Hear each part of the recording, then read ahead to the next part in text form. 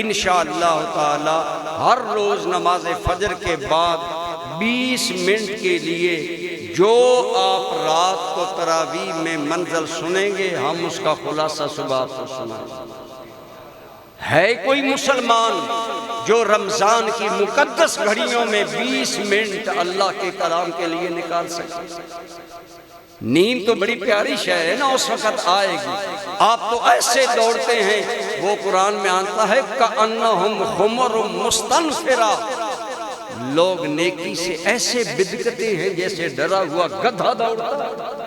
آج ہماری مسجدوں کا یہ حال ہے، مسلمانوں کا دوڑتے ہیں مسجدوں سے، ادھر امام نے سلام پھیرا، نہ آیت الکرسی، نہ تسبیحات، نہ کوئی ذکر اذکار، ہم لوگ دوڑتے ہیں۔ خدا را اپنی زندگی کی قدر کریں۔